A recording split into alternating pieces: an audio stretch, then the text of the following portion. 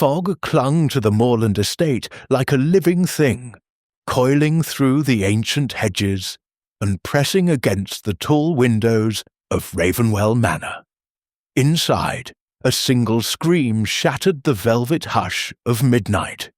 By the time the household stirred, Sir Adrian Malverton, industrial magnate and patron of the arts, lay sprawled across the marble foyer, eyes wide, mouth frozen mid-plea, a faint smell of burnt ozone lingering in the air. Chapter 1. The summons to Ravenwell. The lamps in Hercule Poirot's London flat glowed with a soft golden steadiness, their warm orbs neatly positioned at symmetrical intervals, a detail that satisfied Poirot's sense of order almost as much as the polished shine of his patent leather shoes resting at the hearth's edge. The evening had been quiet, too quiet, in fact, for the great detective's liking.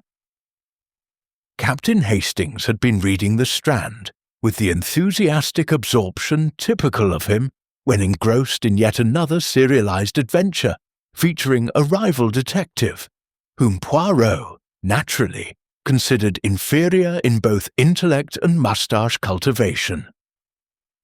Outside, the rain pattered upon the window panes with a rhythmic insistence. A London drizzle could dampen spirits, but to Poirot it merely emphasized the comforts of domestic symmetry. Properly lined curtains, a precisely measured cup of tisane, a rug that lay flat at all corners without objection. He had just risen to adjust the placement of a vase, by a margin no greater than half an inch, when a sharp rat-tat-tat rattled the door. "Who on earth?" Hastings rose. Poirot lifted a finger. "One moment, mon ami. I detect urgency in that knock. It is rapid, not hesitant, not a salesman, and not Mrs. Turner, who knocks as though each tap pains her delicate knuckles."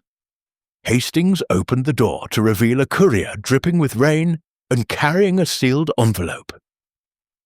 Poirot accepted it, eyebrow twitching with curiosity even before he saw the blue wax stamped with the insignia of the Devonshire Constabulary.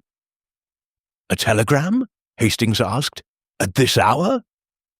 Poirot broke the seal. His expression shifted from mild curiosity to focused interest, the kind Hastings recognized well. Poirot's interest, once alight, consumed everything with a quiet, potent intensity. "Read it aloud," Hastings urged. Poirot complied, his voice crisp. "Urgent! Sir Adrian Malverton dead at Ravenwell Manor. Strange circumstances. Request your immediate presence, Inspector Colfax." Hastings whistled. Malverton, wasn't he that industrial magnate? Owned half the shipping yards in Liverpool? "Indeed," Poirot murmured. "A man of considerable influence, wealth, and, how shall we say, enemies." "You knew him?" "Only by reputation," Poirot replied. "He was known for ambition grander than the Empire State Building itself, but with a temper as volatile as electrified mercury. And now—" Poirot gazed thoughtfully at the telegram. "Dead, under strange circumstances. Isn't any death in an old manor strange by default?" Hastings quipped. Poirot gave him a look as dry as a Belgian proverb. "Let us not be flippant, mon ami. Murder never appreciates jokes." He folded the paper neatly, aligning all edges. "We leave at once." 2 hours later, they were seated in a first-class carriage bound for Devonshire. Outside, the storm intensified.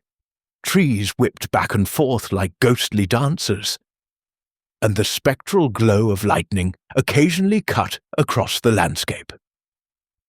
Poirot sat upright, fingers steepled, eyes half-lidded in thought. Hastings, meanwhile, attempted a more casual posture, though the rattling of the train made it difficult. "You seem unusually grave," Hastings said at last.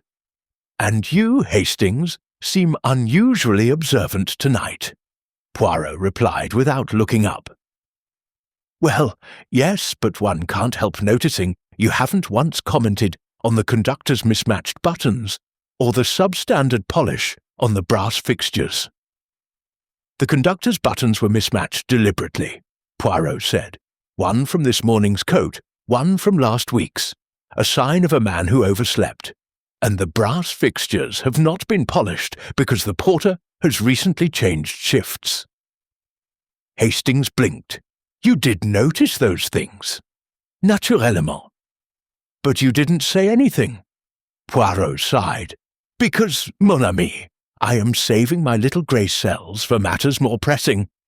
A man is dead, and the circumstances, I suspect, are not merely strange, but unnatural. Hastings shivered. You don't mean supernatural? Poirot chuckled. No, no. In my experience, there is no ghost so cunning as a living human, nor any spectre so frightening as human desire. Then he grew thoughtful again. But something in this telegram intrigues me. What exactly? Sir Adrian was found in the foyer of Ravenwell Manor, Poirot said slowly. A grand marble chamber with heavy doors and narrow windows. A place where draughts do not slip in unnoticed. And the message from Inspector Colfax mentions a smell of something burnt, yet no fire, no lightning inside the manor, and the doors were locked from within. Hastings frowned. Sounds impossible. Impossible things, Poirot murmured, have a habit of being merely improbable. They fell into silence as the train rushed on. The countryside blurred into darkness, and Hastings found himself gazing out the window with a growing sense of unease. Poirot, meanwhile, closed his eyes, letting the rattle of the train fuel his contemplation. It was near midnight when they arrived at Ravenwell Station, a small, lonely platform with a single lamp flickering like a tired sentinel. A motor car awaited them, its driver pale beneath the brim of his cap. You are Monsieur Poirot, sir. Inspector Colfax sent me. The journey from station to manor cut through moorland, drenched in fog. Strange shapes swayed in the darkness. Bushes, trees, stones, and yet, occasionally, Hastings felt certain he glimpsed movement where none should be. There is something oppressive about this place, Hastings said. Poirot nodded. Yes, it is as though the atmosphere itself hangs heavy with secrets. The driver shot them a nervous glance in the rearview mirror.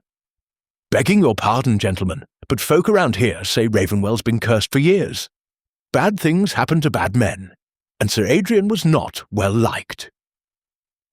Poirot's gaze sharpened. Not well liked? By whom? Well, the driver muttered, his workers for one, his family maybe. They say he was cruel, but there's more than that.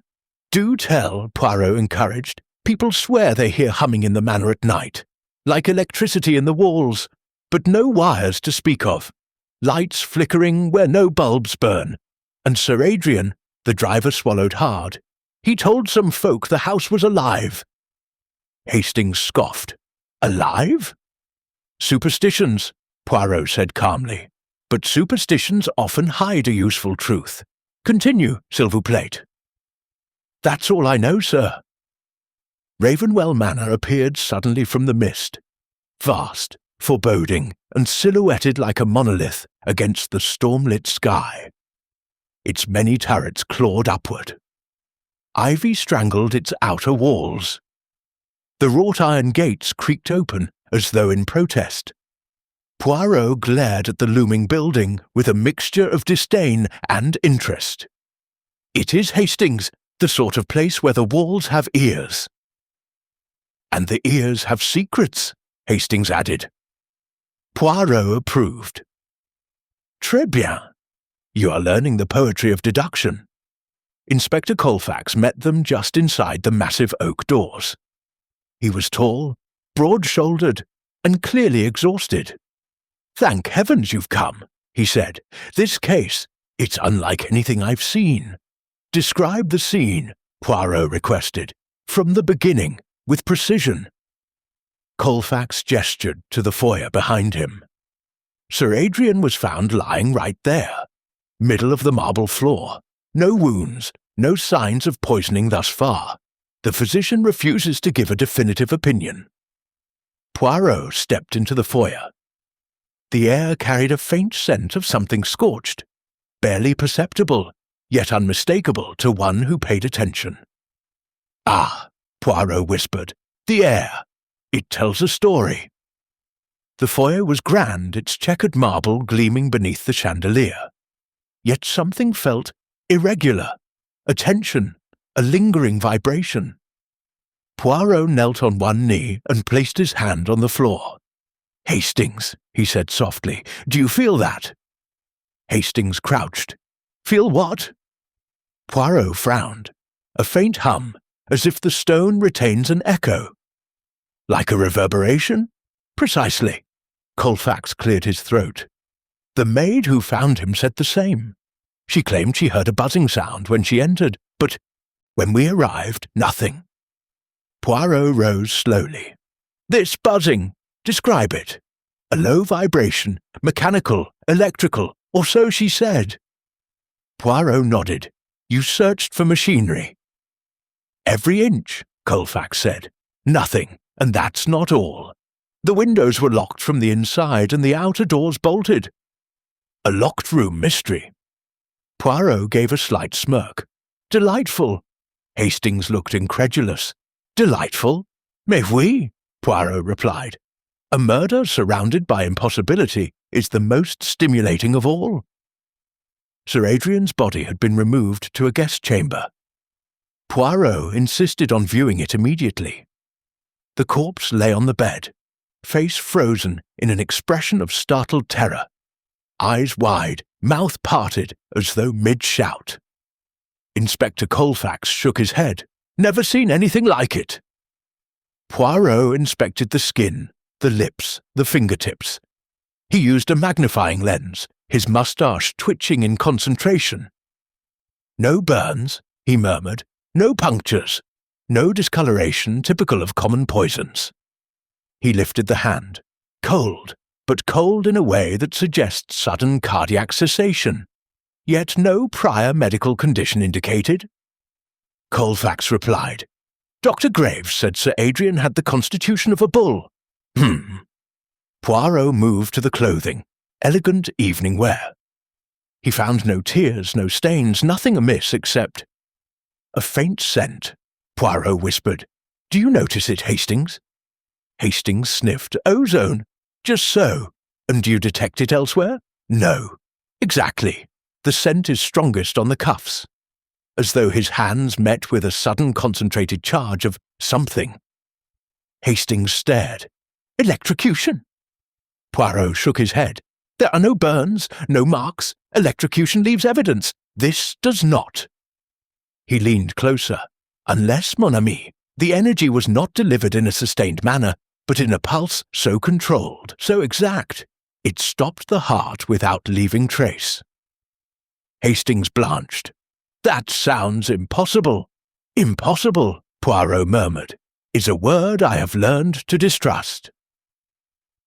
Inspector Colfax escorted Poirot and Hastings to the drawing-room, where the household awaited like actors positioned for a curtain call. Lady Evelyn Malverton sat by the fireplace, pale and composed, her hands clasped tightly. Her beauty was delicate but rigid, like porcelain kept at the wrong temperature. Dr. Lionel Graves paced near the decanter, muttering now and again about scientific impossibilities. Clara Ridgway, Sir Adrian's secretary, stood near the window, posture stiff, eyes red as though from recent tears. Julian Ashworth sprawled in a leather chair, cigarette dangling carelessly, though the trembling of his fingers betrayed a storm brewing under his cool facade. Poirot entered, taking in their faces with one sweeping glance. "Mesdames et messieurs," he announced softly, "I am Hercule Poirot. I am here to discover how Sir Adrian Malverton met his death, and I warn you, every secret kept in this house will soon be brought into the light." Lady Evelyn shivered. Dr. Graves scowled. Clara Ridgway flinched. Julian Ashworth smirked, as though daring Poirot to try. Poirot clasped his hands behind his back. "And now," he said gently, "let us begin." As Poirot prepared to ask his first question, a sudden flicker passed through the lamps. A faint hum whispered through the corridor, soft, elusive, like the breath of some invisible creature moving through the walls. Hastings froze. "Poirot, did you hear that?" Poirot's eyes narrowed with keen satisfaction. "Yes, mon ami, and that hum is the most interesting clue of all." The lamp steadied. The hum vanished. Yet the atmosphere of Ravenwell Manor felt suddenly heavier, charged, as though unseen currents moved through the air, currents capable of death. Poirot straightened his tie. "The game," he murmured, "is afoot." Chapter 2. The Household of Shadows. The drawing-room of Ravenwell Manor possessed the hushed stillness of a place that had witnessed more than it wished to remember. Though its walls were lined with rich mahogany panelling and hung with ancestral portraits, the atmosphere felt charged, almost metallic, as though the very air sensed an intruder in its symmetry. The inhabitants of the house sat or stood in loose patterns, like scattered pieces of a puzzle, awaiting Poirot's meticulous hand to arrange them. Hercule Poirot stepped forward with a regal composure that seemed to command the room without his having to utter a word. He slid his gloves into a pocket and straightened his tie with a faint flourish. Beside him, Captain Hastings took up a position slightly behind, observing each face with earnest, if somewhat less discerning eyes. Poirot allowed a full minute of silence. It stretched thin and taut, compelling each person present to reveal, through a twitch, a swallow, or a trembling breath, some quiet anxiety. "Let us begin," Poirot said softly, but with an authority that left no room for objection. "We must speak frankly, messieurs et mesdames. I intend to bring order to the chaos that has visited this house." His gaze swept over them. "I should like each of you to remain calm. There is no accusation yet, only observation." Lady Evelyn Malverton, widow of the late Sir Adrian, sat in a high-backed chair covered in burgundy velvet. The stormlight from the window cast a pale sheen on her fair skin, making her appear almost ethereal. She wore a simple black gown, too simple, Poirot thought, for a woman of her station. Her hair, silver blonde and perfectly waved, framed a face marked not by grief alone, but by something taught withheld. Poirot approached her gently. "Madam," he said with courtesy, "you have suffered a great shock. I ask only what you are able to offer." Her eyes flickered upward, blue, watery, evasive. "I will answer as best I can. Monsieur Poirot, your marriage to Sir Adrian, was it harmonious?" She hesitated. The room noticed. Poirot noticed more. "It was complex," she admitted at last. "Adrian was brilliant, ambitious, determined. He built his empire with ferocity, but—" She paused, her voice growing quieter. "He changed in recent months." "How so, madame?" "He became restless, preoccupied. He paced the halls at night, muttering to himself. He told me he was being watched." Poirot tilted his head. "Watched? By whom?" She shivered. "He never said. Only that he heard voices in the electricity. I assumed it was exhaustion, or paranoia." Her hands tightened on the armrests. Poirot nodded thoughtfully. "Merci, madame. That will suffice for now." Next, Poirot turned to Dr. Lionel Graves, who stood by the decanter table with a posture of agitated impatience. Graves was a man of 60, thin, angular, with a sharp nose and eyes that glinted like tools honed too often. His white hair stood in disarray, and his pinstriped suit bore creases that suggested he had not slept. "Doctor," Poirot said pleasantly, "you knew Sir Adrian long?" Graves snorted. long enough to have seen every vice and virtue the man possessed. And you found him in good health? Physically, yes, mentally. Graves scoffed. That's another story. Poirot raised an eyebrow. Do elaborate. Graves poured himself whiskey. Sir Adrian was convinced someone was after him. He spoke of invisible forces, of disruptions in the manor's electrical currents. Nonsense, of course, but he was obsessed. Wouldn't sleep, barely ate. He became difficult. Difficult enough for conflict. The doctor stiffened. Every man quarrels on occasion, but I am not in the habit of killing my patients, Monsieur Poirot, even the stubborn ones. Poirot offered a gentle nod. You argued with him yesterday. Inspector Colfax informed me. Graves's jaw clenched.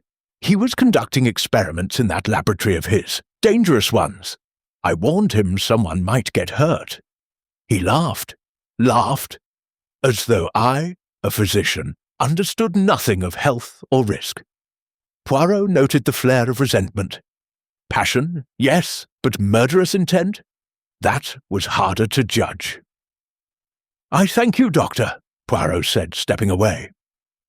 Clara Ridgway stood near the far window, her profile sharp in the stormlit glass. She was a woman of 30 with chestnut hair pinned neatly, though a few strands had escaped in the chaos of the evening. Her eyes, large, brown, thoughtful, carried a heaviness that no amount of composure could conceal. Poirot approached with a softness he reserved for the most fragile witnesses. Mademoiselle Ridgway, he began, you were Sir Adrian's secretary, no? Yes, she said softly, for 4 years. He entrusted you with much. He entrusted me with everything he did not trust his own family with. Ah, that is a revealing statement. She hesitated before continuing. Sir Adrian valued efficiency. He valued loyalty. I provided both. Poirot studied her closely. There was no vanity in her tone, no pride, only a quiet, resigned truth. Tell me, mademoiselle, Poirot said, did you notice any change in Sir Adrian's behaviour recently? Her eyes dropped. Yes, he was unravelling. The sleeplessness, the paranoia, the whispers about energy and forces. I thought he was losing his mind. You feared for him? I feared for everyone in the house. Poirot leaned slightly nearer. Did he confide in you? Clara stiffened. No, he stopped trusting even me. A pity, Poirot murmured. A man who trusts no one is a man most easily destroyed. Her breath caught, but she said nothing more. Julian Ashworth lounged carelessly in a leather chair, as though it were a throne. He was Sir Adrian's nephew, a man of 33 with sharp cheekbones, dark hair perfectly slicked back, and a thin moustache that appeared more cultivated than his character. His suit was expensive, his shoes polished to mirror sheen, and his expression radiated a dangerous blend of arrogance and boredom.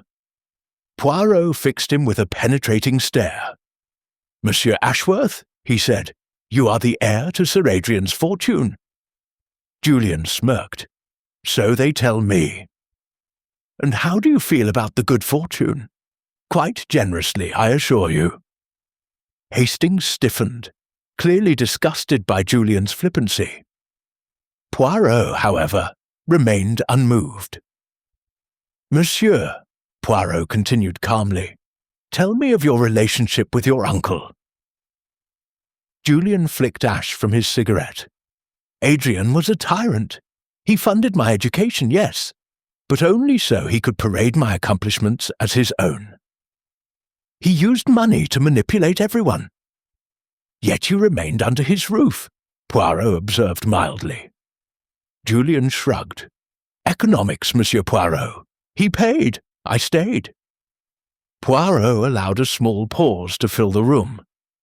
And last night, monsieur? Did you hear or see anything unusual? Julian's expression flickered with something Poirot instantly recognized. Not fear exactly, but the memory of fear. "I heard something," Julian admitted reluctantly. "A vibration. The lights dimmed. And then, yes, a scream, not human, more like—" His voice faltered. "Like metal shrieking." A hush fell. Poirot stared at him long and hard. "Merci, Monsieur Ashworth."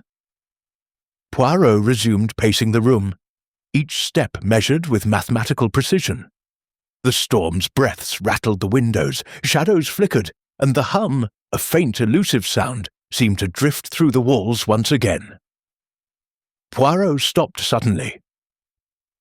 Everyone froze.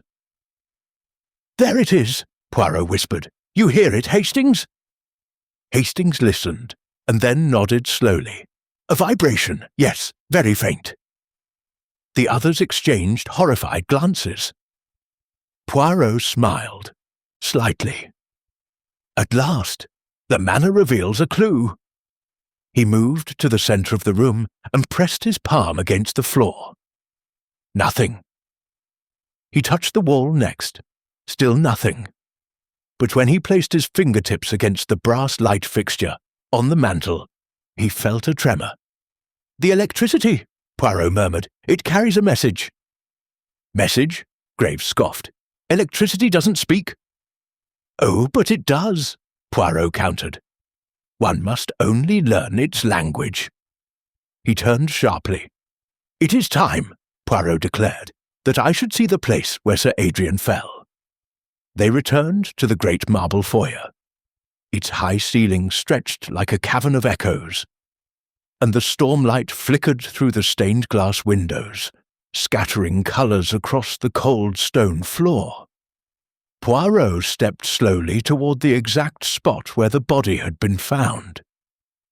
Everyone watched him with attention that bordered on dread. He crouched, running his fingers lightly across the marble. "Still warm," he murmured. Colfax frowned. "Impossible. We removed the body hours ago." "Not warm from the body," Poirot said. "Warm from something else." He straightened, pressing his palm flat.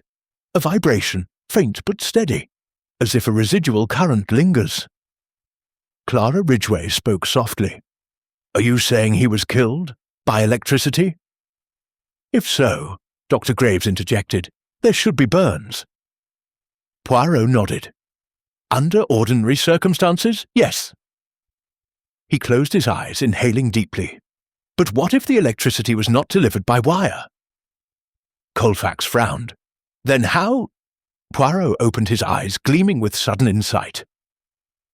"Monsieur, Mesdames, someone in this house has knowledge of an experimental energy device."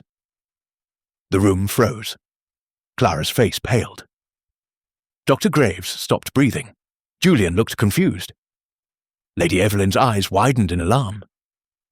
Poirot continued softly, "And I assure you, such a device can kill without leaving marks."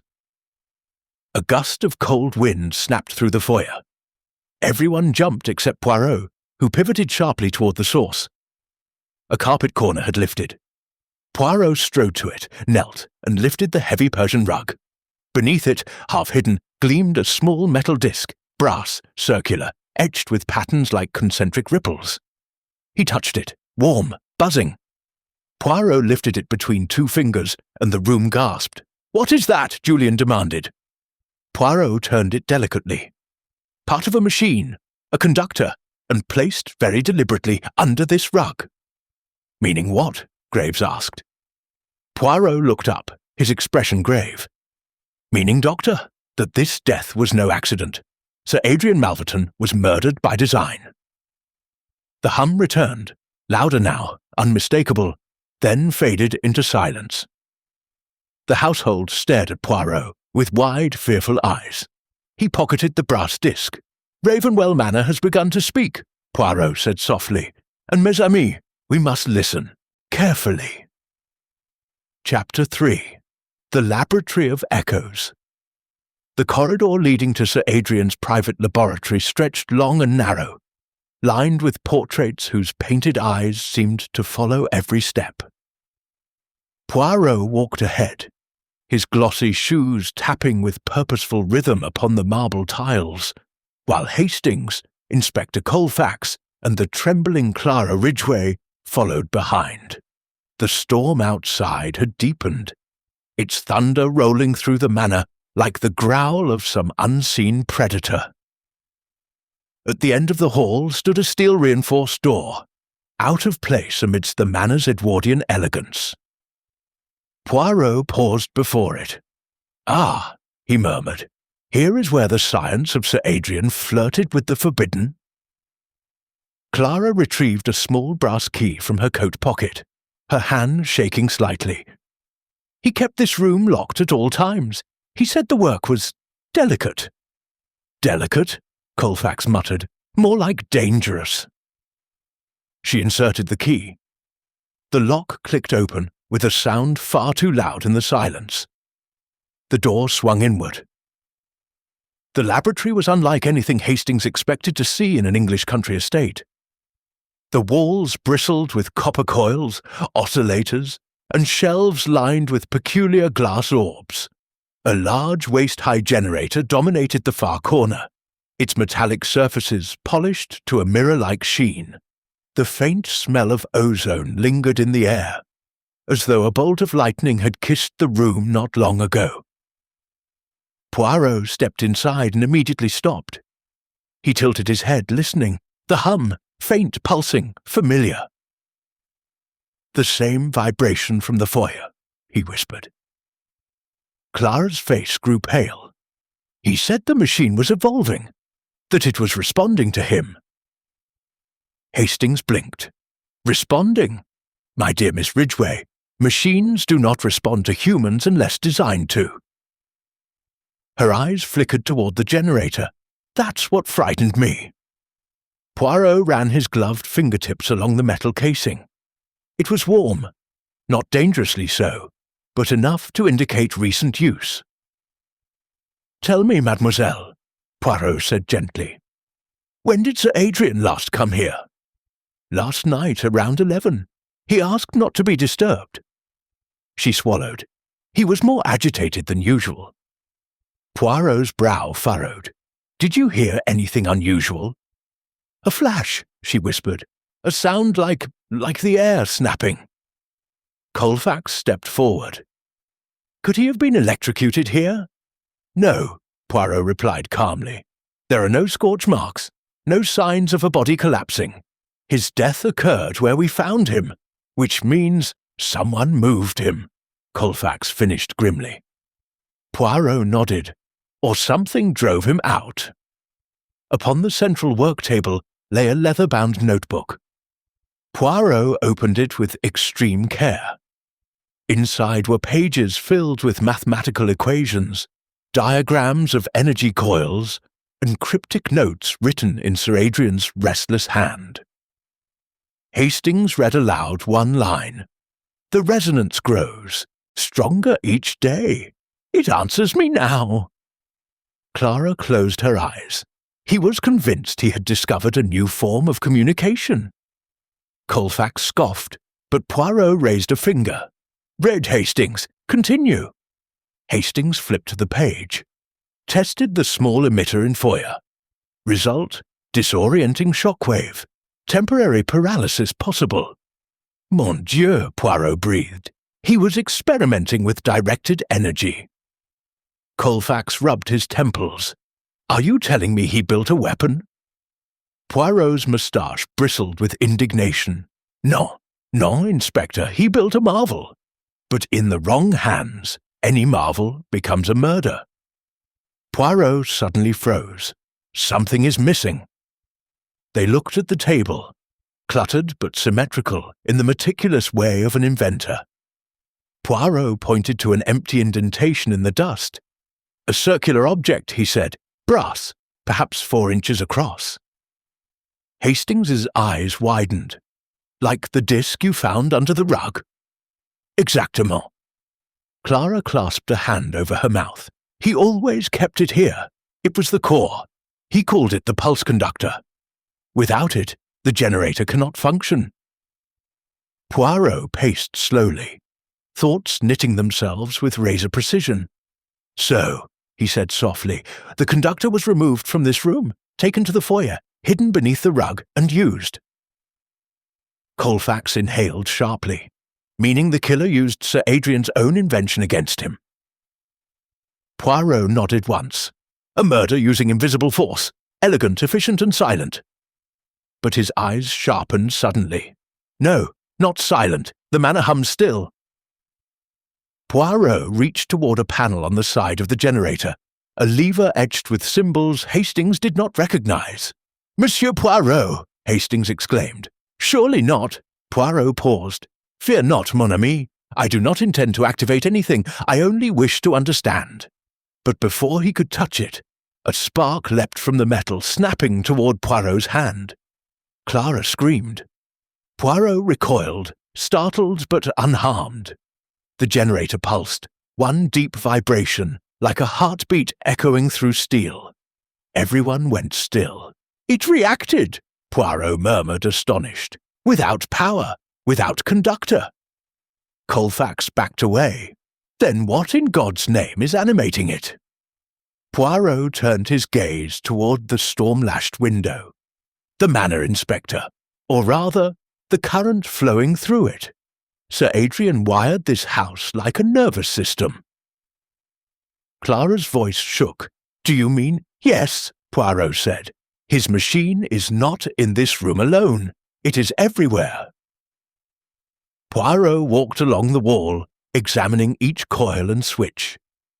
Then, half hidden behind a stack of notebooks, he found something that made him stop. A glove. A single black leather glove, slightly singed at the fingertips. Poirot held it up. "Someone handled the machine after Sir Adrian," he said quietly. Colfax examined it. "Whose glove?" Clara shook her head. "Not Sir Adrian's. He never wore gloves in the lab." Hastings frowned. "Then this must belong to a visitor," Poirot finished, "but not from outside the manor." He stared at the glove with profound stillness. "This," he whispered, "is the first true trace of the murderer." He turned toward Clara. "Mademoiselle, who in this household knows enough of science, enough of Sir Adrian's work, to operate such a device?" She hesitated. Then her eyes flicked, involuntarily, toward the door. Poirot saw it. "The doctor!" Colfax muttered. "Graves!" Clara said nothing, but her silence was confirmation enough. Poirot gently closed the notebook. "We shall speak to Dr. Graves again, but first—" He stepped closer to the generator, listening once more to its faint vibration. "There is another presence here. Someone who understood not only science, but motive. Someone who feared Sir Adrian's discoveries, or wished to use them." Poirot turned sharply toward the hall. "Come, the truth begins to breathe its first whisper." Outside, thunder crashed. Inside, Poirot's eyes gleamed. "The murderer," he murmured, "has made their first mistake." Chapter 4. The Doctor's Shadow. The manor seemed to exhale as Poirot, Hastings, Colfax, and Clara made their way toward the east wing, where Dr. Leonard Graves had been assigned a guest room during Sir Adrian's final weeks. The storm outside showed no sign of relenting. Rain lashed the windows in silvery veils, and distant thunder rolled with a slow, predatory rumble. The electricity flickered twice, forcing Poirot to halt and tilt his head, listening once more to the strange, persistent hum threading the house like an invisible pulse. "Do you hear it, Hastings?" he asked softly. "I hear the storm," Hastings replied uneasily, "and perhaps my own nerves." Poirot smiled faintly, though his eyes betrayed sharper concerns. "Ah, but beneath the storm, mon ami, there is the vibration, the whisper of Sir Adrian's restless creation." Clara shivered. He often said the machine didn't start or stop, but listened. It was the listening that frightened him. Inspector Colfax snorted. "Well, Whether it listens or sings, it killed a man, and I want the one who wielded it." Poirot stopped before the doctor's door. "Then let us hear what the good doctor has to say." Poirot knocked once, firm, polite, unhurried. "Dr. Graves," he called. "It is Hercule Poirot. We must speak." There was no answer. Colfax grimaced. "Stand back." He pushed the door open. The room was dimly lit by a single oil lamp, its flame trembling as though with fear of the storm's fury. The doctor was seated at the writing desk, his back toward them, shoulders rigid. Clara inhaled sharply. "Doctor!" Slowly, agonizingly, Dr. Leonard Graves turned. His pallor was unsettling. Cheeks drawn, eyes rimmed with sleeplessness, he looked like a man who had stared too long at things man was not meant to see. "Mr. Poirot," he said quietly, voice rough, "I wondered when you would come." Poirot stepped forward, hands neatly folded before him. "Sir, we found something in the laboratory. A glove, singed, not belonging to Sir Adrian." The doctor's expression did not flicker. Colfax's voice was harder. "It's yours, isn't it?" Graves exhaled through his nose. "Very likely." "You admit it?" the inspector barked. But Poirot raised a calming hand. "Doctor," he said gently, "we seek only the truth. Were you in the laboratory after Sir Adrian's death?" "No," Graves replied, "but I did enter the lab several days ago. Perhaps 3.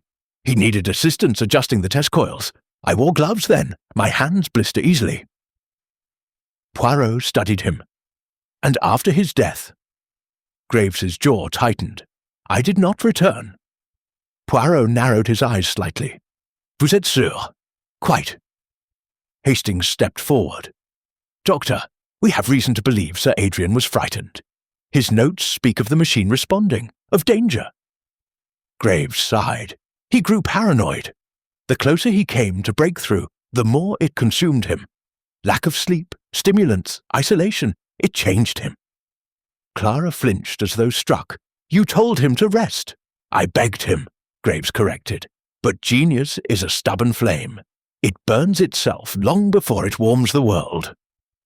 Poirot paced once around the room, studying Graves from every angle. "You were close to him," Poirot said quietly. "Yes," the doctor replied, "closer than anyone." "Did you consider," Poirot whispered, "that his invention might be dangerous in the wrong hands?" Graves stared at him, and for a moment madness, or something that resembled it, glinted in his eyes. "Everything powerful is dangerous, Monsieur Poirot. Fire, electricity, knowledge. Adrian believed he could harness forces not yet understood, and he was right." "Right enough," Colfax growled, "to get himself killed." The doctor's lips quivered. "No," he said firmly. "He was killed by someone who feared his success. Do not look at me." Poirot's eyebrows rose. "Oh, and whom should we look at?" But Graves only shook his head, voice low. "Ask Miss Ridgway, who else visited the laboratory?" Clara stiffened. "What are you implying?" "That you are not telling them everything." Poirot's gaze softened, but his voice remained sharp. "Clara, is there something you omitted?" Her fingers twisted together. There was one other person, but I didn't think it mattered." Poirot stepped forward. "Mademoiselle, at this moment, everything matters." She swallowed hard. "It was Mr. Lionel Harrow," Clara whispered. "The estate manager?" Hastings asked. "Yes. He oversaw Sir Adrian's security and shipments. Sometimes Sir Adrian would ask him to fetch certain materials from the laboratory. Metals, wiring, or things I didn't recognize." Poirot folded his arms thoughtfully. "And you did not tell us this sooner." "I thought he'd done nothing wrong. Lionel idolized Sir Adrian. He would never harm him." Poirot raised a finger. "Never is a very dangerous word, mademoiselle." Inspector Colfax frowned. Harrow was in charge of deliveries. If he wanted to smuggle something in or out, no one would know. Graves leaned forward sharply. If Harrow tampered with Adrian's work, then he's more dangerous than you realize. Clara shook her head wildly. No, you misunderstand. Lionel is loyal. Loyalty, Poirot murmured, is not proof of innocence. Before any further questions could be asked, a sudden cry echoed from the corridor, a sharp, terrified sound that sliced through the storm. Everyone froze. Colfax bolted toward the door. Poirot followed close behind, moving with surprising speed for his age and stature. Clara gasped and rushed after them. Graves remained momentarily frozen, then stumbled out. In the hall, a maid, young, trembling, pale as snowfall, stood pointing toward the stairs. He went that way, she stammered. Mr. Harrow running toward the west wing. Poirot's eyes lit with a fierce spark. Ha! The suspect flees. Colfax drew his handgun. I'll stop him. No, Poirot said sharply. Not with force. If he is desperate, we must be cautious.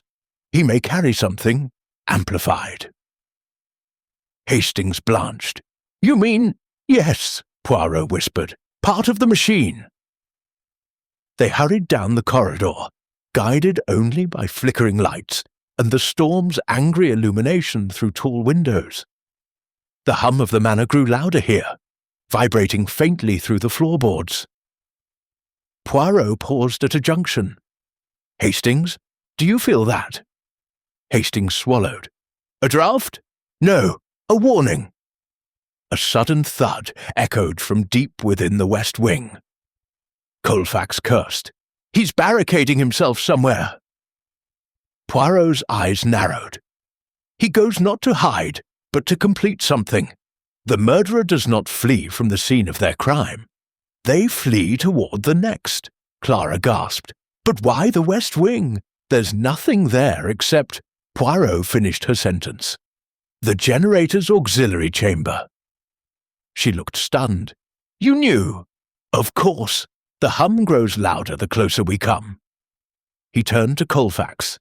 Inspector, prepare yourself. We are about to confront Mr. Harrow.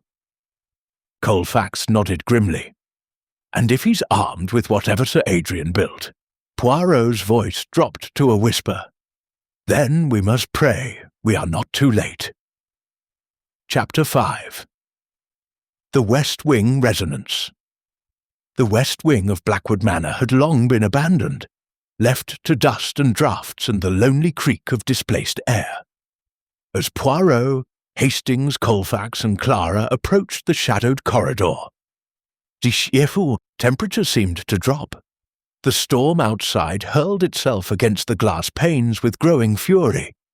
But it was the inner hum, the deep, resonant vibration threading through the walls, that chilled them most. Poirot raised a hand, signalling for silence. You feel it, yes? He whispered. The air trembles. Hastings nodded uneasily. Colfax, gripping his revolver, muttered, Feels like standing next to a generator, but there's no electricity running here. Poirot's eyes gleamed. Precisely why it is troubling. Clara looked frightened. Lionel knows this part of the house better than anyone. If he meant to disappear. Poirot corrected softly. He does not mean to vanish, mademoiselle. He means to finish something. At the end of the corridor stood a heavy oak door, half splintered as though someone had forced it open. Faint light spilled from within, a bluish, unnatural glow that flickered like the pulse of a dying star. Colfax raised his revolver.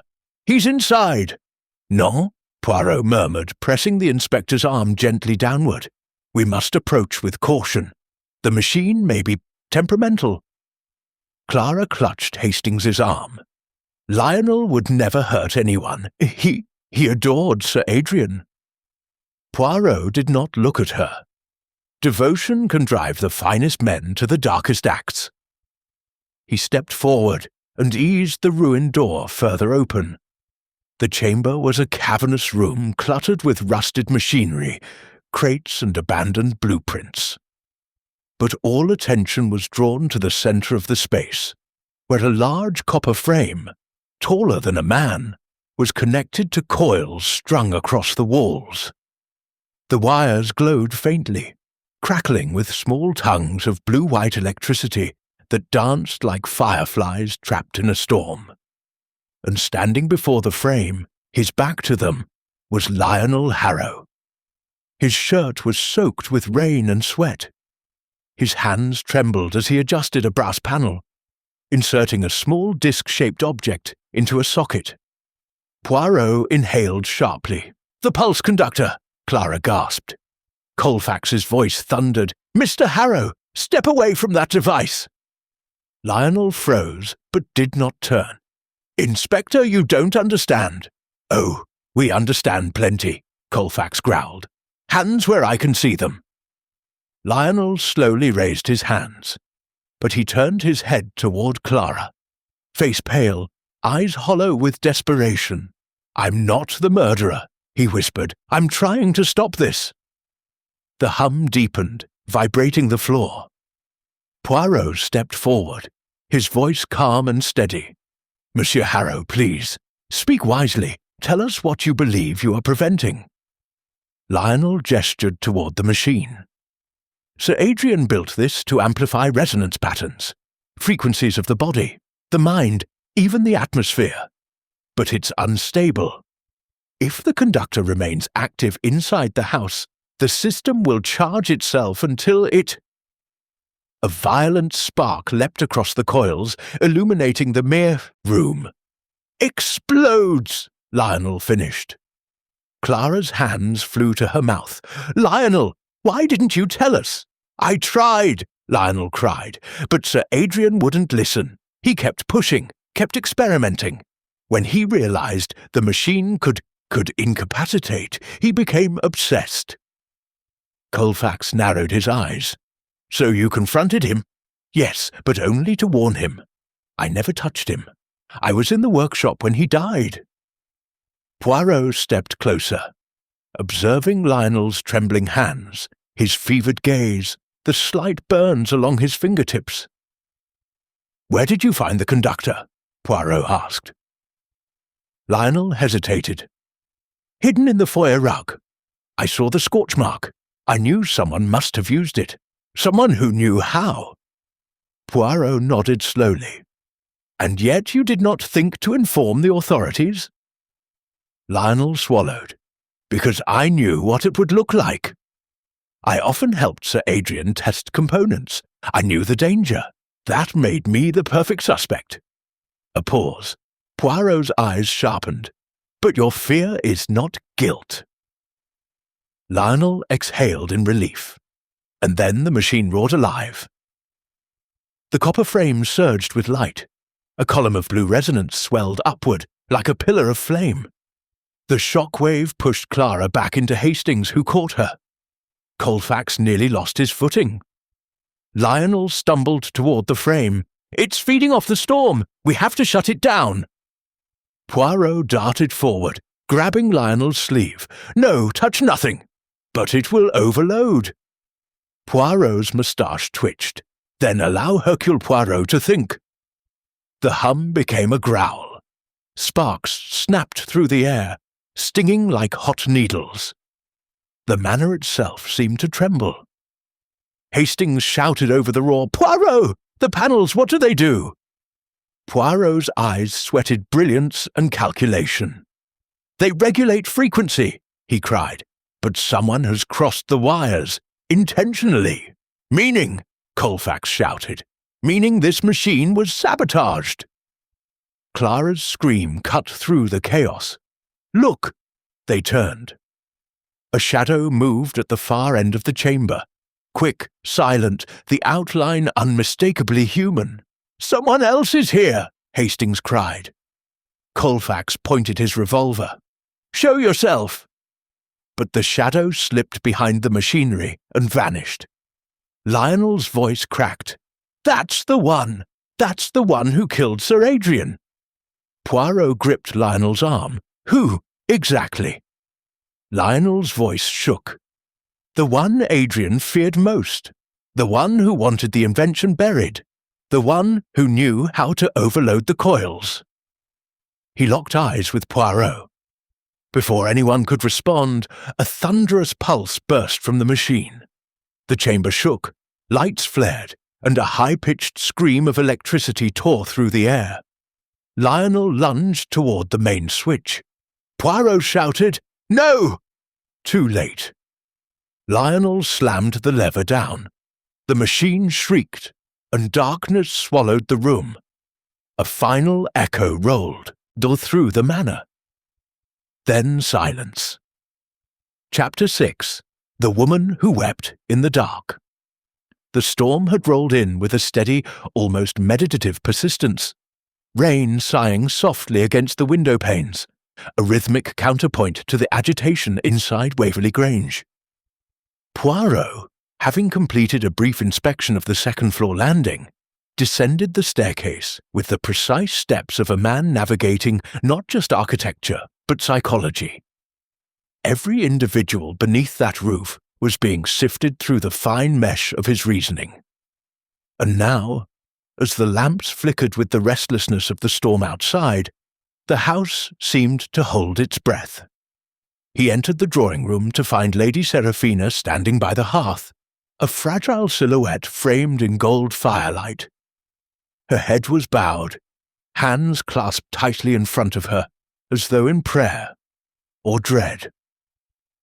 She did not turn when Poirot approached, nor when the floorboards creaked beneath his patent leather shoes.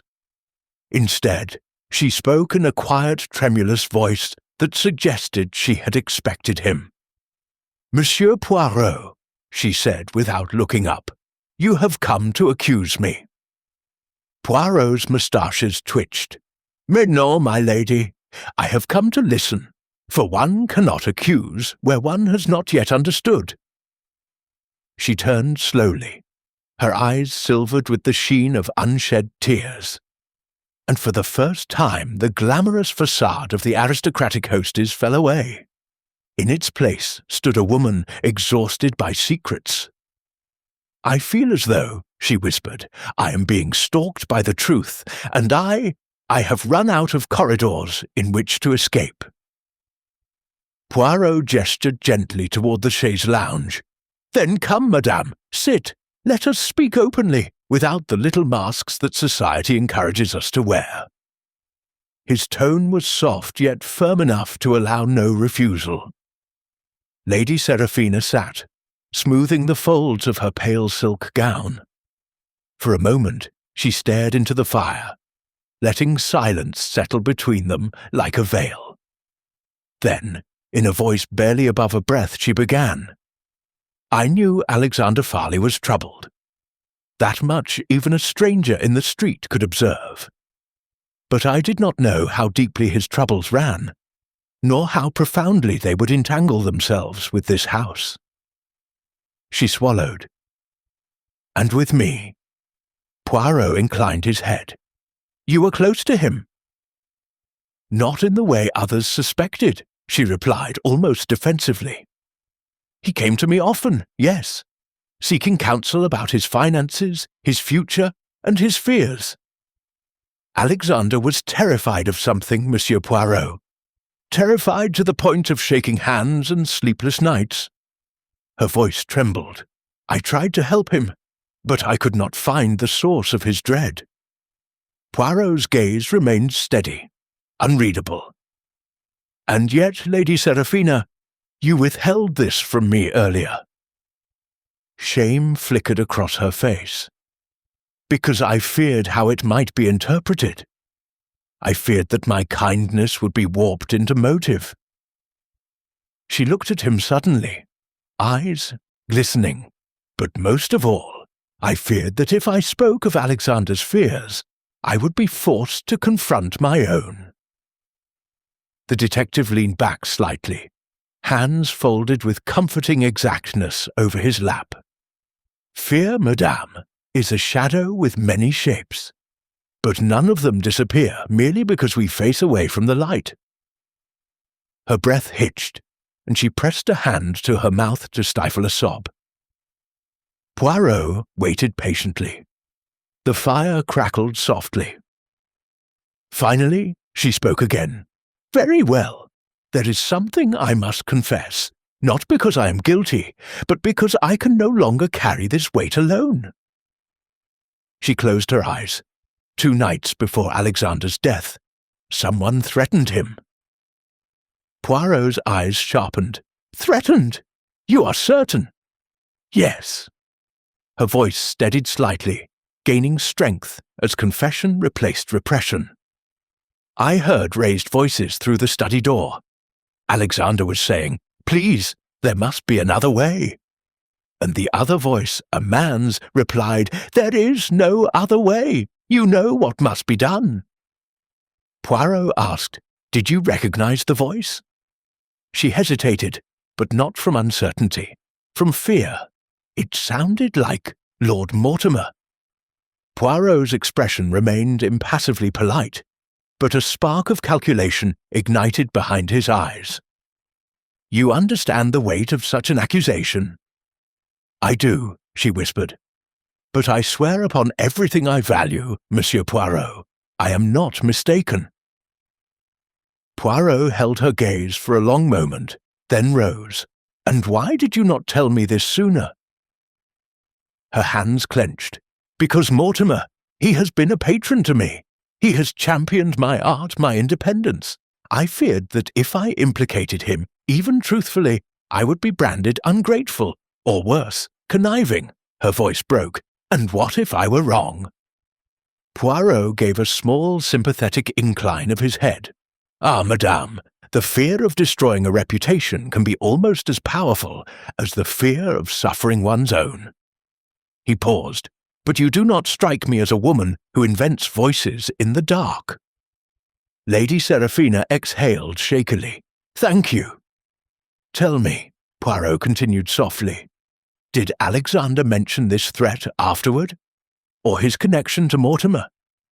She shook her head. "Only that he feared he was in over his head, that something had begun that he could not undo." Poirot's brows knitted slightly. "A bad investment, perhaps, a secret partnership, or something more sinister."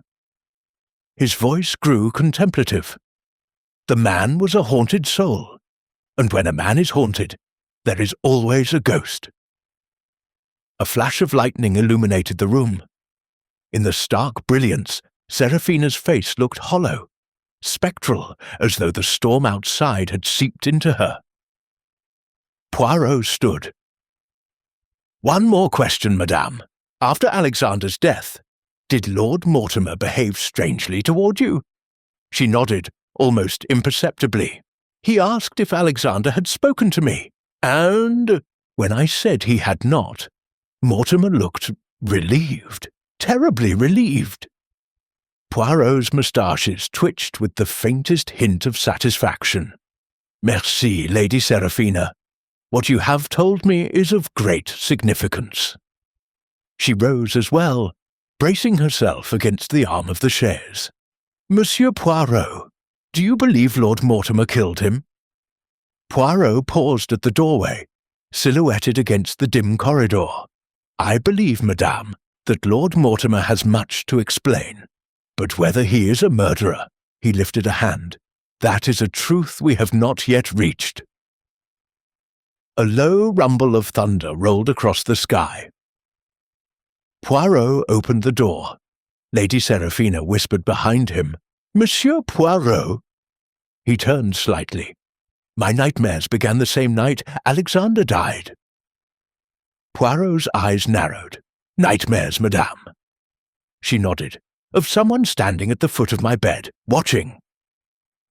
Poirot did not respond immediately. Instead, he offered a courteous bow and withdrew, closing the door quietly behind him. As he walked away, his steps slow and deliberate, his mind worked with precise mechanical harmony. A threat overheard, a patron relieved by a lie, a woman watched in the dark, And somewhere in the echoing chambers of Waverley Grange, a killer moved through shadows, tightening a noose woven from fear, secrets, and silence.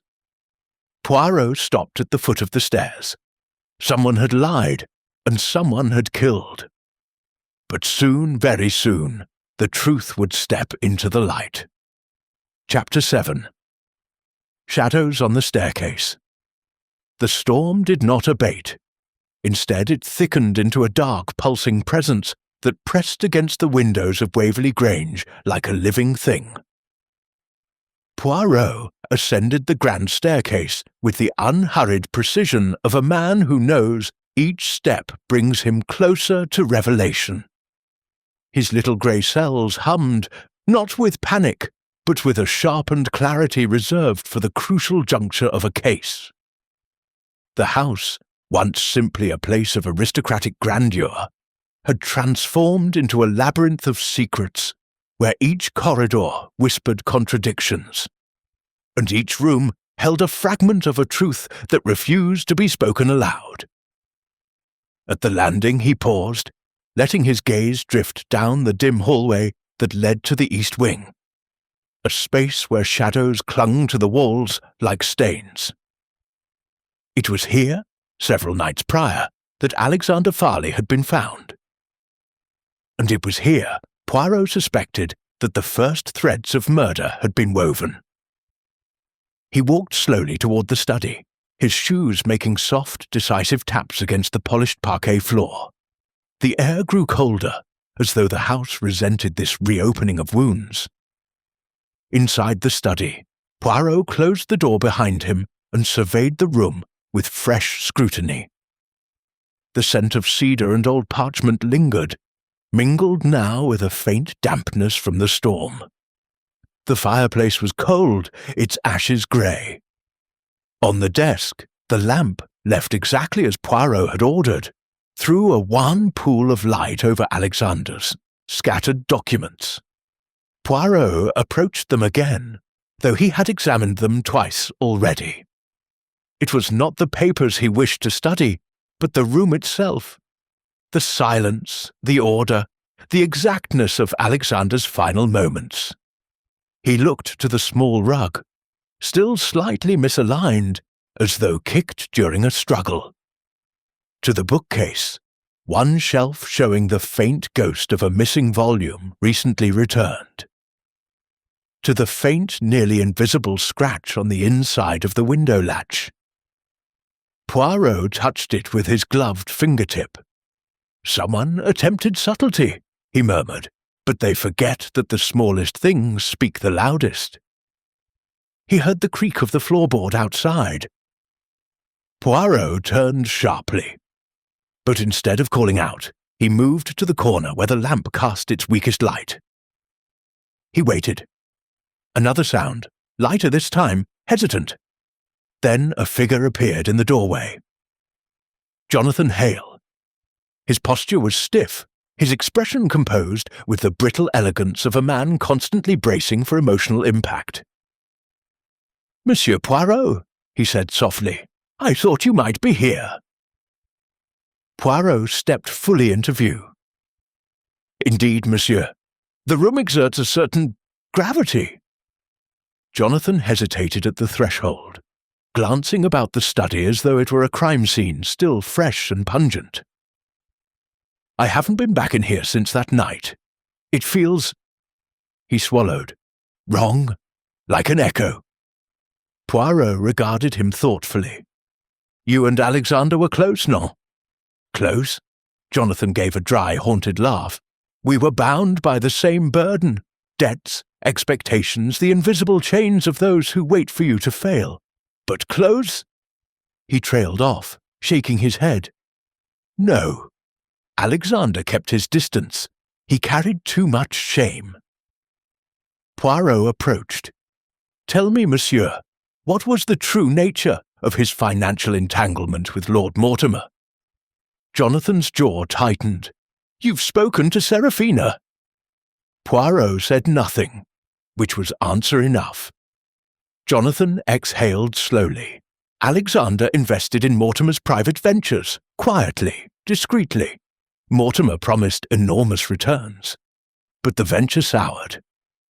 Alexander was in too deep and too proud to admit he'd been misled. He begged Mortimer for more time. Mortimer, of course, was furious. Jonathan's eyes darkened. He thrives on power. To be defied wounds him deeply. And did Mortimer threaten him? Jonathan hesitated. Poirot stepped closer. "Monsieur, the truth, s'il vous plaît?" A muscle in Jonathan's cheek twitched. "Yes, I heard them one night. Mortimer warned Alexander that his disloyalty would not be forgotten." Alexander was trembling afterward. He looked down at his hands. "He asked me whether I believed a man could be destroyed socially without ever being physically harmed. At the time, I thought he meant scandal. Now," his voice faltered, "now I realize Alexander feared for more than his reputation." Poirot's brows drew together. "And yet, monsieur, even fear cannot push a man to the brink unless he feels utterly alone." Jonathan laughed bitterly. "We were all alone here, Monsieur Poirot. Each of us hiding something, pretending this estate was a sanctuary. It wasn't, it was a stage, and each of us wore a mask for a different play." Poirot did not miss the tremor in Jonathan's voice, or the way his eyes flicked toward the window, then the desk, then back again. A man searching for a safe truth to tell, hiding the dangerous one. "Tell me," Poirot said quietly, "on the night of the murder, did you leave your room?" Jonathan stiffened. I may have. The storm woke me." "Did you pass this room?" Jonathan froze, just for a fraction of a second. But to Poirot, that was enough. "I thought I heard footsteps," Jonathan said at last, "but I cannot be certain. Sound travels strangely in this house when it rains." "And did you see anyone?" Jonathan hesitated. Then, reluctantly, "Yes, a figure on the staircase. I couldn't see who it was. They were moving quickly, almost running." Poirot's eyes narrowed. "Up the staircase? Or down?" "Down," Jonathan whispered.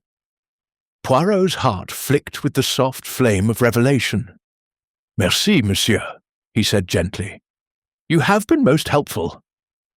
Jonathan swallowed. "Does this help you narrow the suspect?" Poirot turned back to the desk, his silhouette calm, almost serene. "It does more than that. It confirms a pattern." Jonathan lingered in the doorway. "And what pattern is that?" Poirot's gaze drifted to the window latch, the scratch, the subtle tampering, then to the rug, then to the missing book. All quiet, deliberate, almost invisible actions that only a particular type of mind would commit. "A pattern," Poirot said softly, "of a person who fears discovery above all else. A person who strikes not from passion, but from necessity." Jonathan stepped backward, unease rippling through him. "I don't understand." "You will," Poirot murmured, "very soon." Jonathan left silently, as though fleeing his own thoughts. Poirot remained in the study, letting the storm hiss against the windows, while the pieces aligned themselves with near mathematical elegance in his mind. Someone had been on the staircase. Someone had tampered with the window. Someone had lied consistently, but subtly. And above all, someone had been watching Lady Seraphina at night. Poirot extinguished the lamp, letting the room fall into darkness. Then he whispered into the silence, "The killer is not only afraid, the killer is desperate." And desperate people, Poirot knew, make mistakes. Very small ones, very telling ones, the kind his little grey cells never miss. Chapter 8. The confession that was not a confession. The storm still prowled around Waverley Grange like a restless beast, its claws raking across the roof, its breath fogging the glass with every gust. As the night deepened, the house grew tight with tension, as though its very foundations strained to contain secrets swollen to the point of rupture. Poirot, having left the study in contemplative silence, moved toward the west wing, where flickering lamplight trembled beneath a doorway. The soft, unsteady glow suggested someone inside was unwilling to surrender to sleep, and perhaps unwilling to surrender to a guilty conscience. Inside the small library, Amelia Davenport sat rigidly at a writing desk, her back straight, her profile carved in stark relief by the quivering flame of a single candle. The room reeked faintly of lavender and old paper, her preferred refuge from the world. But tonight, she seemed trapped rather than comforted by the solitude. A half-written letter lay in front of her, her quill suspended above it like a weapon she was too weary to wield. Poirot observed her without a word for several seconds. It was only when a sharp clap of thunder rattled the window that she started and finally saw him. "Monsieur Poirot!" Her voice cracked with a mixture of surprise and guilt. "I didn't hear you come in." "Forgive me, mademoiselle," Poirot said with a slight bow. "But when I see a lady writing by candlelight, with a hand trembling ever so slightly, I must wonder whether she writes a letter or a confession." Her face lost colour. "A confession? I don't understand." Poirot stepped into the room, closing the door gently behind him. "Do you not, mademoiselle? The nerves, the secrecy, the late hour, these things suggest a mind burdened by knowledge too heavy to keep locked away." Amelia's hands tightened around the quill. "You think I had something to do with Alexander's death?" Poirot did not answer directly. Instead, he moved closer to the desk. "I think, mademoiselle, that you hold a piece of the truth, perhaps a small piece, but even a small piece can illuminate much." She looked away, her breath shaking. "I tried to tell someone earlier, but every time I opened my mouth, the words wouldn't come." She blinked furiously. "It feels as if the house itself is listening." Poirot's expression softened. "Then speak now, mademoiselle. I will ensure the walls do not betray you." She hesitated, then slowly set down the quill. "Very well." She took a shuddering breath. "On the night Alexander died, I saw someone." Poirot's eyes glimmered. "Go on." "I was returning from the music room. I play the piano late at night when the house is quiet. As I passed the staircase landing, I heard whispering. I thought it was Seraphina at first, but then I recognized the voice." She swallowed. "It was Alexander." Poirot leaned forward. "And the second voice?" Amelia hesitated, twisting her fingers. I couldn't hear the second voice clearly, but I sensed anger and fear." Alexander said, "You cannot force me." And then something fell, perhaps a book, a chair. I couldn't see. I panicked and hid behind the velvet curtain on the landing. She flushed with shame. I should have helped him, but I was frightened. Poirot watched her intently. "Fear makes cowards of even the bravest hearts, mademoiselle. And yet you are brave now." She gave a small, brittle laugh. "I don't feel brave." "You are," he insisted. "Now tell me, did you see the person speaking with him?" "I saw only a shadow." Her voice became a whisper. "But the height, the posture, it resembled someone I know." Poirot waited, silent, patient, immovable. Finally, she breathed, "Lord Mortimer." Poirot nodded slowly. "You are not the first to suggest his involvement." Amelia's eyes widened. "Then you believe it too?" "No," Poirot said softly. "I believe only in what can be proven. Accusation is easy, truth is hard, and shadows can deceive." A faint tremor passed through Amelia's lips. "There is more. Something I haven't told anyone." She looked at him with terrified sincerity. "Alexander came to me a week before his death. He said he feared someone was reading his letters, intercepting them. I thought he was imagining things, that stress had made him paranoid. But now—" She glanced down at her half-written letter. "Now I wonder if someone has been intercepting mine as well." Poirot's brows lifted. "Your letters? To whom do you write, mademoiselle?" Her cheeks reddened faintly. "To my brother. He is abroad. I confide in him about everything, my feelings, my fears, the atmosphere in this house." She closed her eyes briefly. "Twice in the last month, he wrote back referencing things I had not yet sent, and twice he failed to mention things I had written." Poirot felt the stir of revelation. Someone within this house has been tampering with correspondence. Amelia nodded helplessly. "I thought it was a servant at first, but now I fear it is one of us." Poirot paced slowly, his mind aligning pieces like constellations. A tampered letter, a tampered window latch, a tampered truth told by each suspect. The pattern deepened, sharpened, became unmistakable. Someone at Waverley Grange had cultivated control over the flow of information, letters, conversations, movements. And that someone now walked the house in fear of exposure. He turned abruptly. "Mademoiselle, when you saw the shadow on the night of the murder, did it move like a man protecting himself, or like a man pursuing another?" Amelia's breath hitched. "Like a man chasing." Poirot's moustaches twitched. "Merci. You have told me something valuable, something essential." She looked bewildered. "But I don't understand what any of it means." Poirot approached her gently. "It means, mademoiselle, that Alexander Farley's death was not a crime of passion, nor was it a crime of opportunity." His voice lowered. "It was a crime of control, a crime committed by someone desperate to keep their influence from unraveling."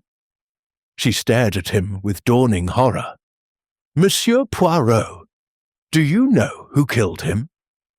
Poirot held her gaze, his eyes deep with certainty, but not yet with revelation. "I know who feared he might speak, and I know who manipulated what each of you saw, heard, or believed," he straightened.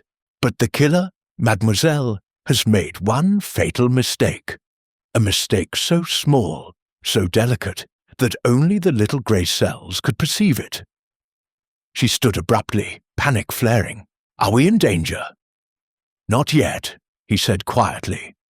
"But soon the killer will sense the walls closing in, and that is when danger becomes inevitable." Poirot extinguished her candle, leaving only the soft blue glow of the stormlit windows. "Lock your door tonight," he whispered, "and trust no one." As he left the library, Amelia called after him, her voice trembling. "Monsieur Poirot, what was the killer's mistake?" Poirot paused at the threshold, his silhouette a calm shadow against the storm. "A killer may deceive the eyes of witnesses," he murmured, "but they cannot deceive the truth of their own habits."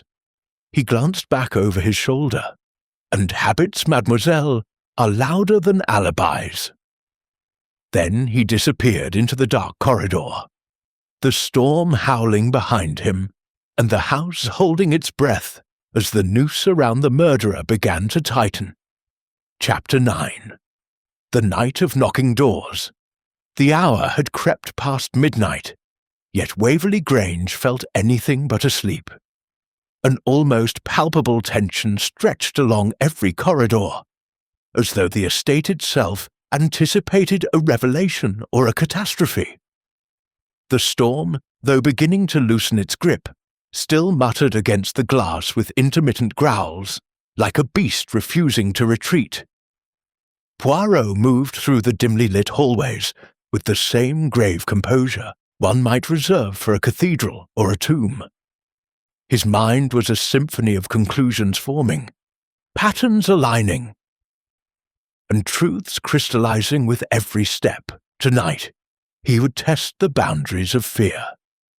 Tonight, he would observe what desperation looked like in motion. The house was unnervingly quiet. None of the usual creaks or sighs of an aging estate offered their comfort. Poirot paused at the long east corridor, where candle sconces flickered like uncertain witnesses. He listened. A faint tapping, soft, irregular, echoed from somewhere deeper within the house. Not footsteps, not voices, something else, something furtive. Poirot followed the sound with uncanny stillness, his footsteps silent. As he neared the end of the corridor, he noticed the light under a door quiver slightly, as though disturbed by movement. The knocking came again. A single soft rap, then silence, then another barely perceptible. Poirot raised a hand and knocked once himself, firmly, deliberately. There was a gasp from inside. "Monsieur Poirot?" The voice was a whisper, Lady Seraphina's trembling with dread. "Oui, madam. May I enter?" The door cracked open as though she feared what might spill out if she widened it too quickly. Poirot stepped inside to find her pale as moonlight, her hands clasped to her chest. The room was dim, except for the lamps on either side of her bed. She looked as though she had not slept in days. "He was here again," she whispered, eyes darting toward the foot of the bed. "I heard someone knock, just as I did 2 nights ago. Not on the door, on the floorboard there." She pointed to a plank near the edge of the carpet, as if someone were trying to signal me. Poirot studied the board thoughtfully, then knelt beside it. He ran his fingers along the seam. "This board is loose," he murmured.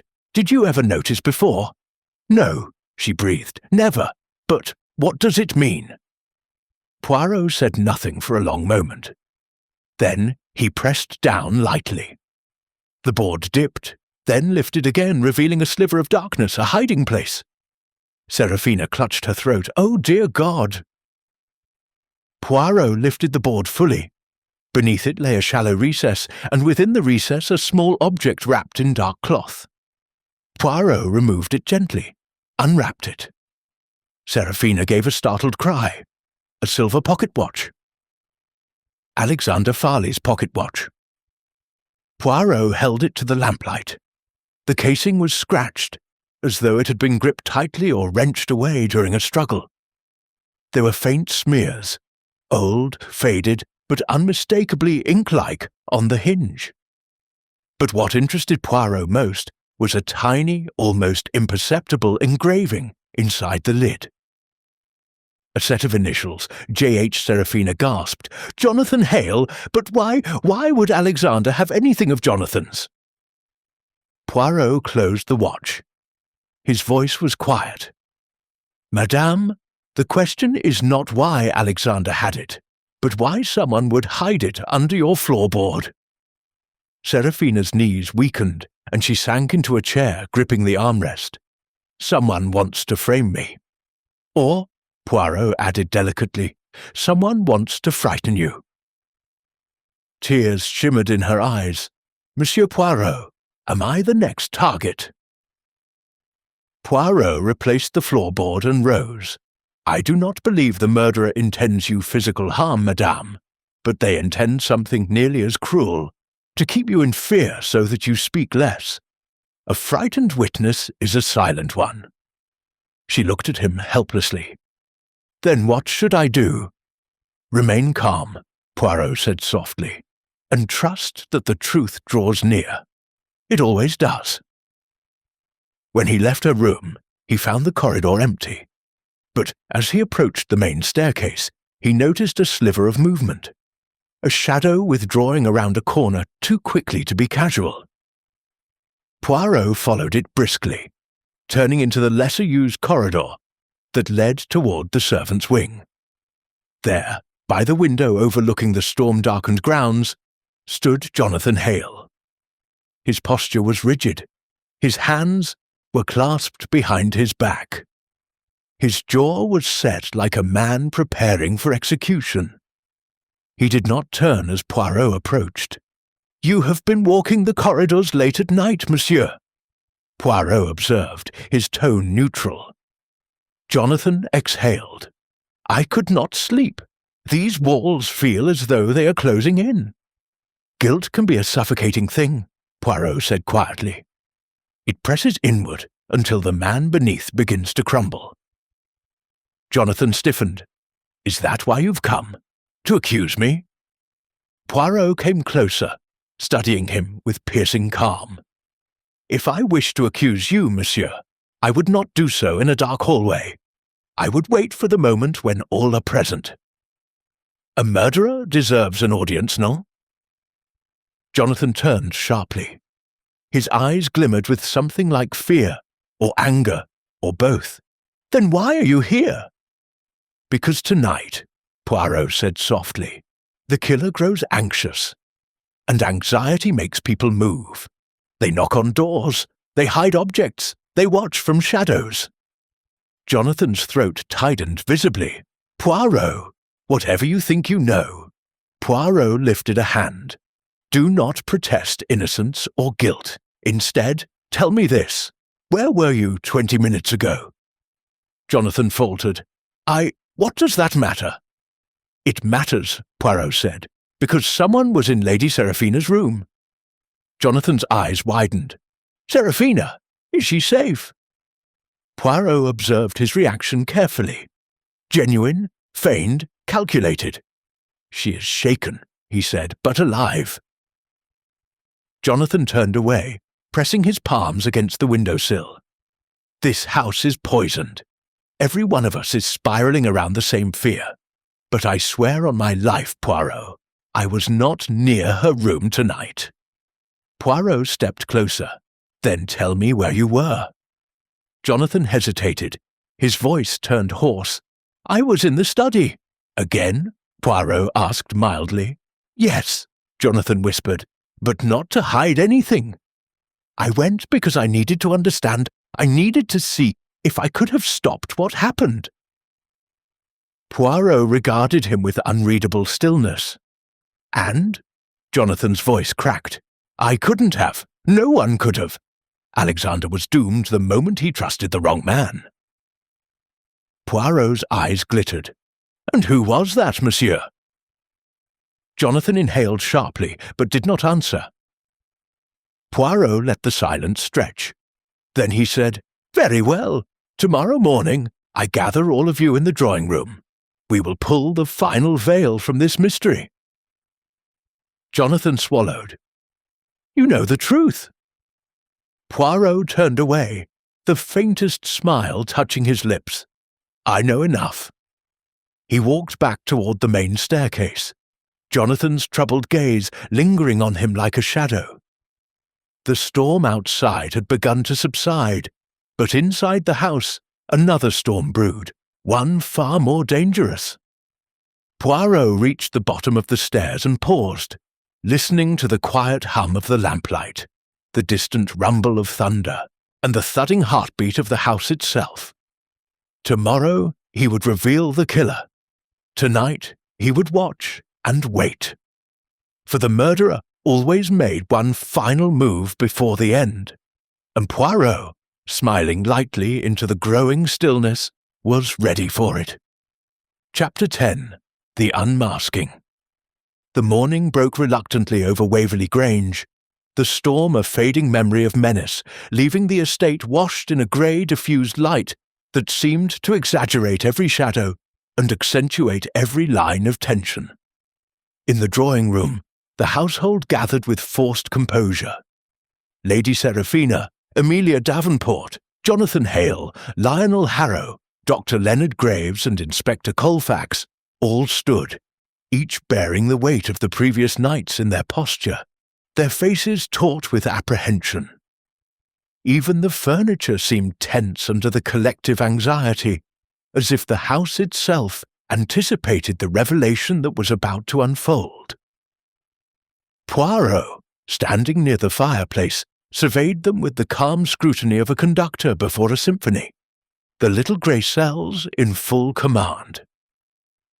"Monsieur Poirot," Lady Seraphina said quietly, her voice betraying the tremor she had vainly tried to suppress. "Are we to know who did this? And why?" Poirot inclined his head slightly, fingers steepled in front of him.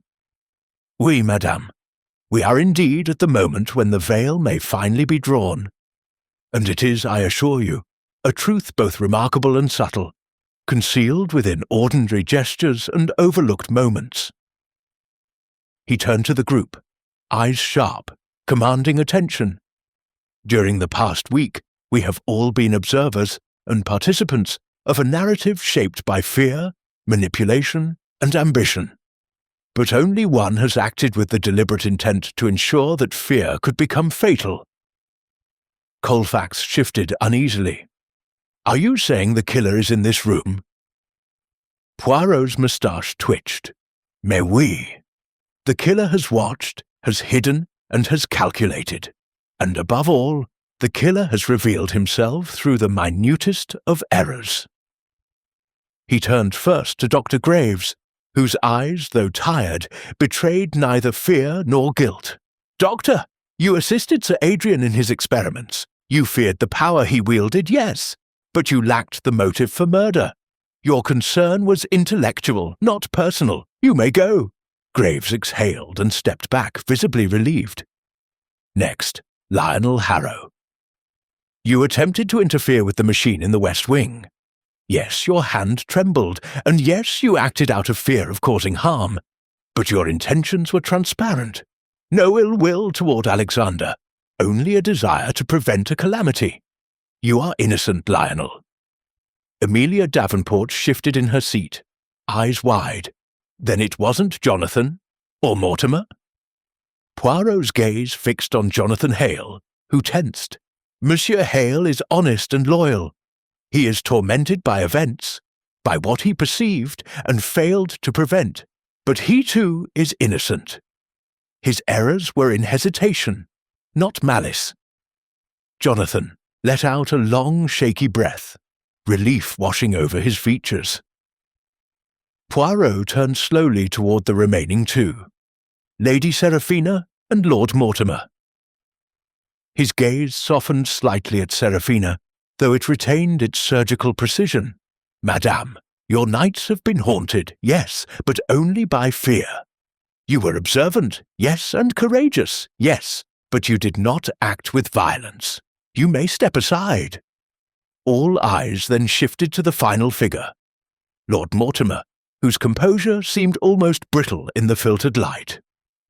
Poirot's eyes settled on him with unwavering focus.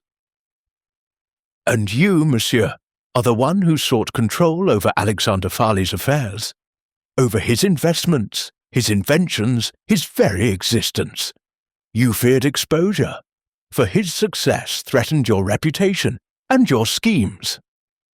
Mortimer's jaw tightened, and his eyes flickered with a brief, human hesitation, the first crack in his mask. "This is preposterous," he said smoothly, though the colour had drained from his face. "I did no such thing. Alexander's death is tragic, but I had no hand in it." Poirot's little grey cells were in full motion as he pointed to subtle but telling evidence. The rearranged documents on the desk, the faint scratch on the floorboard near Lady Seraphina's door, the hidden pocket watch engraved with Jonathan Hale's initials, but displaced deliberately to mislead, and the minute burn marks along the copper frame in the laboratory. You attempted to make it appear as though another might have tampered with the machine to direct suspicion away from yourself. Yet, your fingerprints were almost imperceptibly present on the panels during your manipulations, and your steps, the timing of your visits, the knockings at Seraphina's door, they all betray the desperate man who believed himself above detection. Lord Mortimer's hand twitched toward a letter tucked within his coat. "You have no proof," he snapped, voice rising. Poirot's gaze did not waver. "Proof is not a loud proclamation, monsieur. Proof is the accumulation of evidence, subtle and precise. Consider, if you will, the fact that only you possessed the knowledge of the machine's auxiliary function, the timing of Alexander's last experiment, and the method by which it could be sabotaged to cause an accident. You used this knowledge to instill fear, to control the situation, believing that it would divert attention from yourself, but you miscalculated the habits of others. You underestimated the vigilance of the little grey cells." Mortimer's shoulders sagged, a shadow passing over his face as realization dawned. "You?" Poirot nodded gently. "Yes, monsieur, it is true. You intended to disable Alexander's experiment subtly, to frighten him into compliance, but your interference caused a chain reaction, one that Alexander could not survive. Your ambition became the instrument of his death." The room was silent, save for the faint drip of water from the storm's remnants and the occasional shiver of a lamp. Mortimer sank into a chair, head bowed, unable to maintain his previously unflappable demeanour.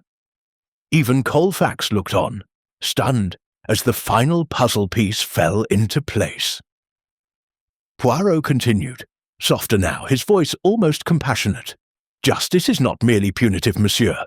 It is understanding. And in understanding, one can see how desperation, fear, and the lust for control lead a man to commit acts that his own conscience will later condemn. You are caught not by luck, but by the precision of observation and the unwavering pursuit of truth." Mortimer did not respond. He could not. The weight of the revelation pressed down upon him, inescapable and immutable. Poirot turned toward the rest of the assembled household. "And so, mes amis, the mystery is concluded. Alexander Farley's death, tragic though it was, has now been unravelled. The perpetrator acted with knowledge, with ambition and with fear, but the little grey cells of Hercule Poirot have discerned the truth." Lady Seraphina exhaled deeply, as though a long-held breath had finally been released. Amelia Davenport leaned against the mantelpiece, her hands still trembling. Jonathan Hale's expression softened, though it remained tinged with lingering unease. Lionel Harrow's shoulders relaxed. Even Inspector Colfax, for all his scepticism, gave a grudging nod of respect. Poirot, hands folded calmly behind his back, surveyed the room one last time. The world is never without shadow, but the truth, like light, eventually finds its way through. It may be slow, it may be subtle, but it is inexorable. He glanced at the window where the storm had passed, and the first tentative rays of morning filtered through the clouds, washing the manor in a pale silver-gold glow. And so justice, though delayed, is at last present. With that, Poirot's shoulders relaxed slightly, his little grey cells already stirring with the promise of the next enigma, the next riddle awaiting solution.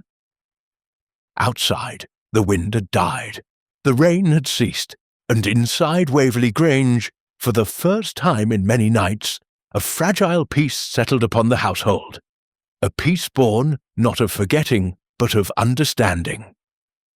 And though the storm had passed, Poirot knew, as always, that beneath the calm, human folly waits for its chance. But for now, at least, the case was closed.